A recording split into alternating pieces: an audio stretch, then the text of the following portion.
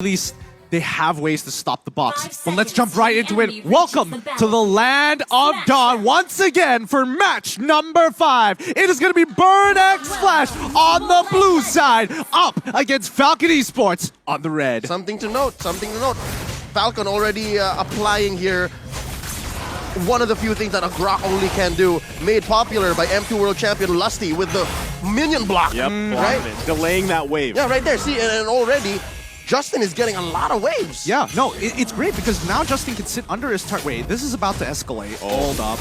They're going to cut him off here. D7 has to flicker out. Going to be fine right now, but a lot of tension here between the two teams already early on. Yeah, thank goodness Chima was ready to go for it. I mean, if this was a pub game, Chima would have just left me to die. Yeah, it is what it is. It is what it is. Sorry, buddy. But yes, more importantly, the mid lane is going to be highly contested here just so that the side lanes could have a good time. A lot of the pressure is going to be topsy-turvy here. We're on a seesaw. Let's see where the weight is going to be put on. Wait, did Ken not get the purple? Yeah, he did. Oh, he didn't go for the purple yet. You're right. You are right. That's kind of brutal here. Ken doesn't have his purple just yet. He's making his way back to go pick it up here. So okay. He remembered. He remembered. He still got. I left it in the jungle. Yeah, I left it in the jungle. I'll be back for it later. Did I? I did. Yeah. Oh, yeah. Well placed wall there. Naomi gonna allow Ken to go ahead and get the purple buff, but Chima gonna try to cause a little havoc here. Looks like it was secured though by Ken.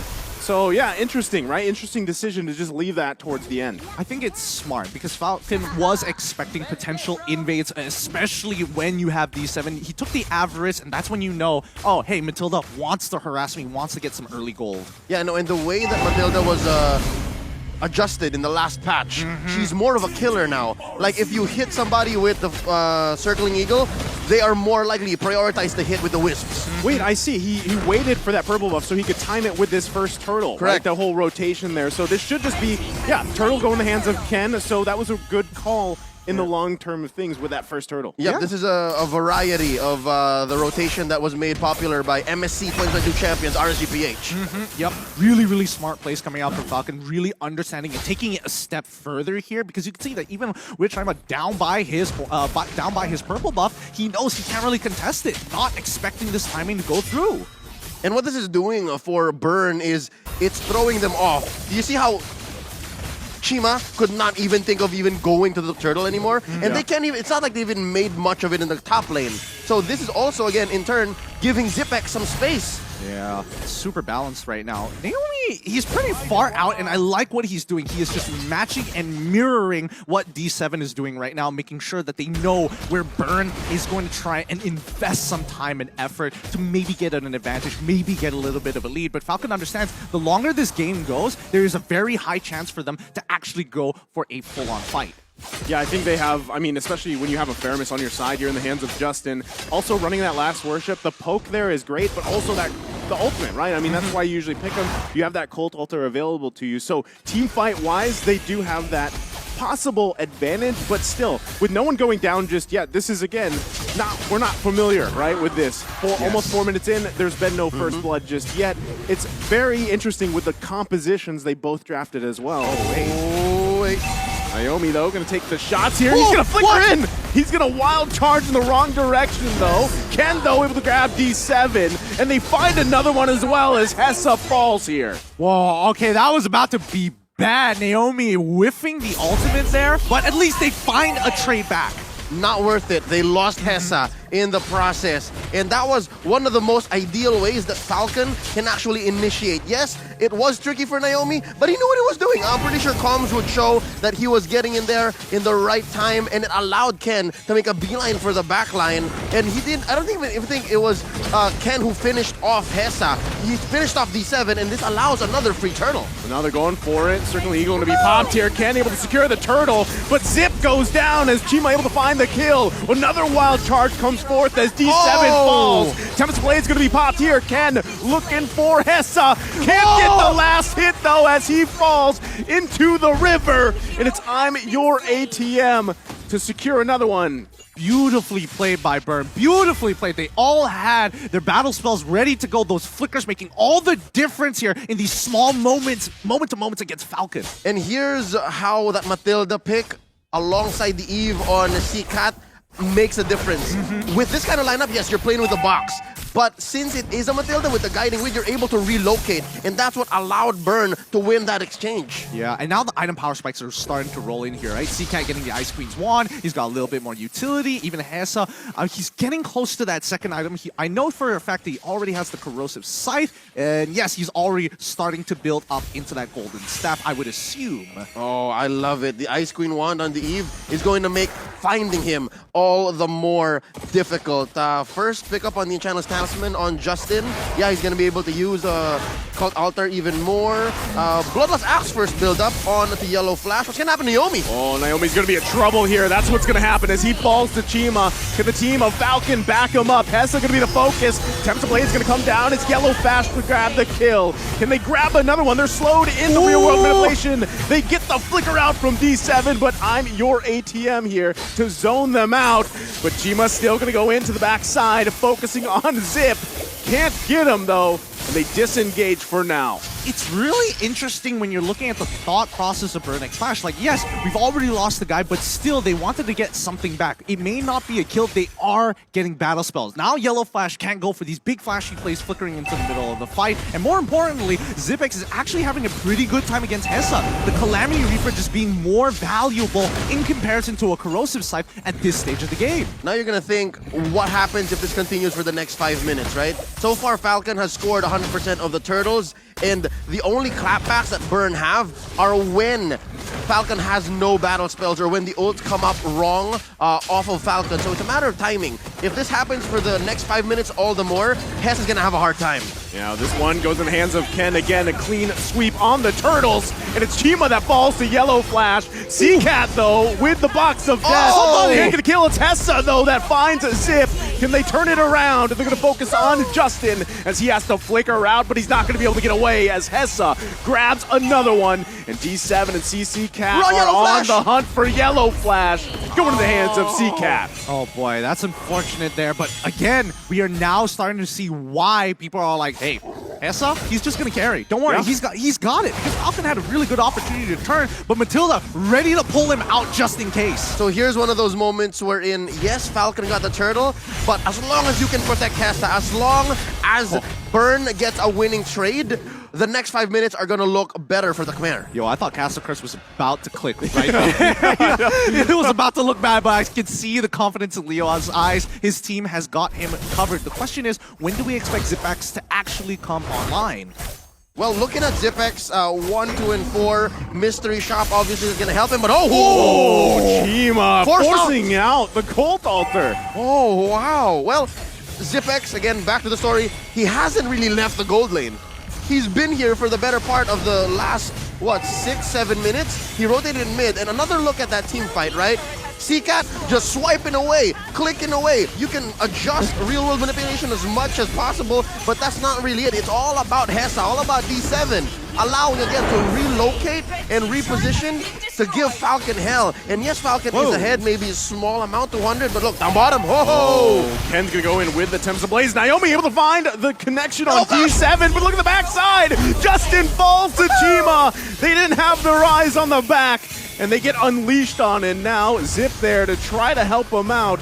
But I think this is going to disengage for now. Hessa apparently died earlier in the fight, so it's still a 1-for-2 trade, and in the end of the day, Burn is still going to have a slight, very slight net profit here. However, mid-turret under fire. Oh, Naomi's going to be in trouble here. Chima on the hunt with the high-end dry. Can't get the kill, though. Ooh. So it's Falcon that's still able to hold on to that tier 1 in the mid lane. Oh, thank goodness. That mid-tier 1 is so very important here because once that mid-tier 1 is gone, purple buff might be up for contention for Burn. Oh, fighting for this Lord here. Yellow Flash going to be a little bit too late to the party. Chima able to secure it. Ken from the back looking for C-Cat. That's going to be the focus there, but it's Yellow Flash that falls here. Ken able to grab a kill. Zipex with the flicker out. Hessa guiding wins out. I'm your ATM falls though, and Ken with the double kill. Tempest of Blade's going to be popped here. D7 though. They're bouncing between the tier 1. Purple buff gonna be up here. Ken's gotta be careful. Naomi, the battle for the purple buff. Chima able to escape. No, sir, he can't as he falls there into the tier 2. You could see the Falcon fans just jump for a moment thinking that, yes, they stole it. Wait, they did it, but they got the kill, and that's when you expect the jump. So once again, Falcon now actually having a very clear advantage against Burn. It may be very small for now, but this could really start the snowball for Falcon, which we've been waiting for 10 minutes into the game. No Lord, whatever. You don't have a team to protect it. We'll cut down these Lord-empowered minions and continue on chugging forward. Burn's not going to make the most of this Lord. Again, it's a free defense, 2K ahead. I would expect that in a fight that happens much like the last one that transpired, right? If it's scrappy, a lineup like Burn is actually more favored. But given how Falcon is so good at positioning and finding angles, Ken coming in just the last minute, ZipX as well holding down that ult before he unleashes it. It's so perfect, and that's what's leading Falcon here so far to get this small lead. Again, 13-11. Lord went over to Burn, but it's Falcon who's winning more fights. I'm very curious about the item build so far. I just saw Hessa purchase the Winds of Nature.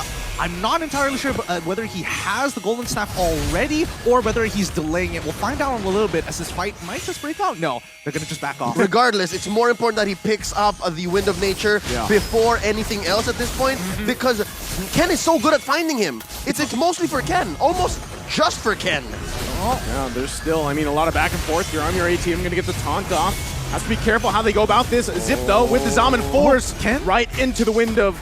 Okay, they're going to be fine, actually, as they back off from that real-world manipulation. The Tempest of Blades popped as well. That's so many ultimates expended here by both teams. That can't be right. Yeah. That cannot be right. I think Falcon had a really big miscommunication there. There is a moment of hesitation. Yeah. You can see that Ken is in really good position to actually use the Tempest of Blades early enough to actually cancel out CCat's ultimate, but then at the expense of Falcon's team getting cut down, and even with the Cult Altar being expanded early, just cut through. Tells me it's analysis paralysis. He had to make a decision. Do I find the CCat, try to cancel that ult and kill him, or give Hessa what he's looking for? And they repositioned Hessa. I think Burn knows that that's what Falcon wants. They can keep doing that. I love the term analysis paralysis. That is a good term. And on a Ling, you can't have that. You have to have fast fingers and fast decisions, and that's what happened. Yeah, that would be ideal, but without the purple buff, it can be a bit tough here. Now, the Lord is spawned, it's already empowered at the same time. Yellow Flash actually picking up an Oracle for himself to try to protect it, but look at the side lanes. It's really starting to even up. And you got to say, too, I mean, Ken has done a much better job this game than the previous one, and I feel like, you know, even on the same hero, and they're both junglers just hanging down on the bottom side, trying to handle those waves while they can. The rest of the team, though, pretty much working around this Lord. Again, they have the tools they need for it. Do they have eyes on Naomi? Because look, Naomi can just ruin Burn here. He's going to the backside, goes in with the conceal, looking for that wild charge, goes in with the flicker. They find Hessa. The Tempest Blade is going to be popped. That's the Wind of Nature popped. It's CCat that falls under the tier 2. Another flicker going to come out here. The Guiding Wind, Chima from the backside, decides not to go in. It's only CCat that falls. But it's going to be a purple buff as well, taken from Falcon. Really beautifully done coming in from Falcon. They get the cancel, but now Burn looking for trades. Oh, Chima went in, but not able to grab it. Quite low here for Falcon, but they might give it a go as Ken's working on the Lord. Circling Eagle to come out, but that is Zip. Able to punish D7. Lord secured as well. Naomi still standing for a little bit longer. Finally going to fall here, but it's a 3-for-1 trade for now. Lord secured by Falcon. They had to cut their losses there. They had to. I mean, even Chima, he goes and tries to steal his own purple buff away, doesn't get it. That's where you call it quits. The Lord is coming, and you cannot afford to have members down while this push is happening. It just means that Falcon are pretty much going to get all the outer tier turrets. It's a miserable spot to be here where it's your own purple and you have to steal it. So that was a clear win for Falcon. And right now, the best that Burn can do is hope and pray. Defend within your own base. Oh, they get the real-world manipulation down here. They're just going to disengage for now. So far, I mean, Falcon just happy with a couple objectives that they grabbed for themselves with that Lord. I feel like they could get a little bit more here, but I think it's safer for Falcon not to press the advantage here for now. They're still poking away here. Zip. No, they wouldn't, right? I mean, they got another way of coming. Yeah, they're taking it slow, taking it chill. They're going to grab this turret as they work on the inhibitor one. They have all the ultimates they need. turret goes down on the top side. Yellow Flash quite low. He's too slow, though. As CCat able to grab a kill. Chima goes in. Immortality going to be popped here. The follow-up, though, as Zip grabs the kill. He's on a killing spree at this point. It looks like Burn X Flash still on the hunt here. They know they want to protect this purple buff, but without Chima, what's the point? No. CCat, though, Naomi getting poked down, still has Immortality. D7 to back off for now. It's Ken that grabbed it. And another buff stolen away from Chima. I get it. The decision for Burn to overextend was just a response to Falcon saying there's no more real-world manipulation. There's very little here to punish us. Yes, they got the kill on Yellow Flash, but Chima went down. Again, very clearly, Naomi helped there. Great use of the Guardian's Barrier. Let's not forget, if you look at the items so far, Zipx at full build already. We look at Carrie, she's getting very, very close, but her main core items have been completed. Now, coming down to the tanks here, we're noticing immediately, hey, D7, he's not going for full damage. He needs to make sure he stays alive so he can be the extending arm for Burn X Flash to press an advantage or to pull away. Not just, they're using D7 as vision. They need to be able to tell where at least Naomi or Ken is, one or the other. If you don't see both come in, that's lethal. The Falcon is going to land. I repeat, the Falcon is going to land. Falcon incoming. Falcon incoming. 30 seconds on the clock, though, for the upcoming Lord. This is going to be a really big objective because now the gold lead generally doesn't matter too much. But Falcon just have one extra situational item. I think the other, not only that, but Falcon also, so far throughout this game, has done a very good job at utilizing Naomi with the conceal, that wild charge, right? And the misplacement that he's, actually the displacement that he's doing for Burn X Flash with that Guardian's Barrier. I think those are two key things that's happening here. And now that this next Lord is up, this is going to be crucial for Burn X Flash to do their best to get into an objective-based fight for them, but they're going to lose another purple buff here from Chima. It's difficult. On the contrary, I'd like to say that items still matter at this point because even Hessa, a perfectly built carry in the late game, would let go of the boots. You could save that for something else to save your hide and then get more damage output in. That is a good point. Yes. No boots carry. No boots carry. Now, with the upcoming Lord here, this is going to be a really big objective. But with no purple buff on Chima, are they even going to try? Well, I mean, it's the 4-on-4 right now, right? Both junglers kind of just hanging out. Do they see Naomi? Yeah, Ken's going to be fine, though. They're still working on it. I'm your ATM. Going to have to be careful. Real-world manipulation going to come down. Colt Altar there, too. D7. Immortality going to be popped. Naomi, though, Hessa was trying to do his best to zone him out. They got to deal with Hessa as well. They're still bobbing and weaving. Ken, though! He's going to fall from CCat. Huge mistake here. Now Falcon on the retreat, as the Lord might just go in the hands of Burn X Flash. Zip X, though, no one there to contest this one. It's looking rough for Falcon as this Lord continues to be whittled down here by Burn X Flash. Another flicker going to go out. Yellow Flash falls, though. I'm your ATM with another pickup. And just like that, Burn X Flash back in this game. Highway robbery. I'm calling highway robbery. That was clearly Falcon's Lord. But the way that Burn responded, they're not done. Oh, they're still going back and forth here, but this looks like the disengage call from Burn X Flash. They're going to go ahead and reset and march down with the Lord. Man, both of these teams not really giving each other an inch, and Ken unfortunately making...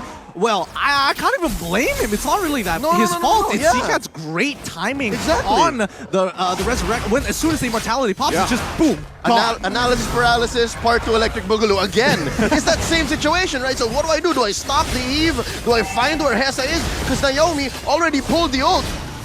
He already did the flicker wild charge, right? So what do I do next? Well, right now, it has to be defense right now. CCat is pulling this for the team. The box is deadly, and Falcon have to respect it, or at least stop it as early as possible. Well, right now, they're going to lose their tier 2 here.